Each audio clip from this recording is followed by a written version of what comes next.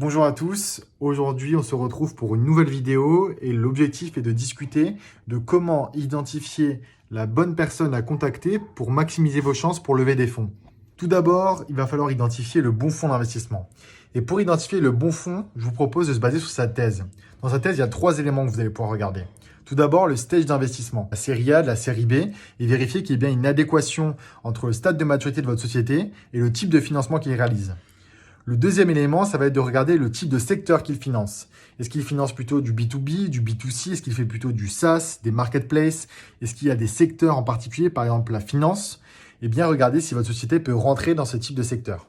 La troisième chose que vous pouvez regarder, c'est le portfolio de société du fonds d'investissement et regarder s'il y a une adéquation entre le type de financement qu'il a déjà réalisé et votre société.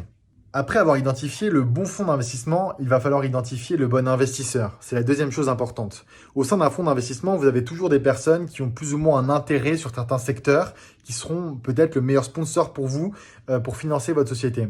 Dans ce cas-là, il va falloir regarder encore une fois le type de société qu'a financé chacun des investisseurs.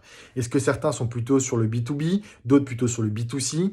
Est-ce qu'il y en a qui ont un intérêt particulier sur les sujets avec la blockchain par exemple? Plus vous êtes en mesure d'identifier la bonne personne, plus potentiellement elle deviendra sponsor de votre société et elle maximisera les chances de votre société d'être financée. Ensuite, je tiens à vous encourager dans les investisseurs que vous allez contacter à privilégier plutôt les principaux ou les partenaires. Ça dépend bien souvent des fonds, mais ce qu'il faut comprendre, c'est que dans un fonds d'investissement, vous partez de l'analyste et vous terminez en tant que partenaire. Les principaux et les partenaires sont les personnes qui peuvent engager la société de gestion dans un investissement. Donc plus vous êtes soutenu par une personne qui est haut placée dans le fonds, plus vous avez des chances tout de même d'être financé. Un autre conseil que je souhaite vous partager, c'est encore une fois d'anticiper la création de relations avec des investisseurs. Plus vous avez créé une relation de confiance tôt, plus ces derniers seront en mesure de vous financer. Un autre exemple, c'est de ne pas hésiter à contacter potentiellement des investisseurs en série A ou série B, même si vous êtes en seed, pas forcément pour leur parler de financement dès maintenant, mais pour commencer à créer du lien, et peut-être que ce sera ces investisseurs qui vous financeront par la suite. Pour conclure, je souhaite vous comparer la levée de fonds d'un entrepreneur avec celle d'un sales qui va chercher un client.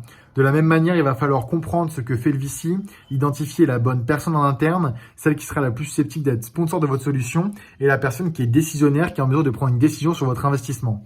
Quand vous avez compris ça, vous avez compris que vous devez avoir une approche similaire, aussi structurée que celle d'un sales, mettre en place un CRM des différents investisseurs que vous avez contactés, ne pas hésiter à réaliser des relances et de cette manière-là, vous maximiserez vos chances de vous faire financer.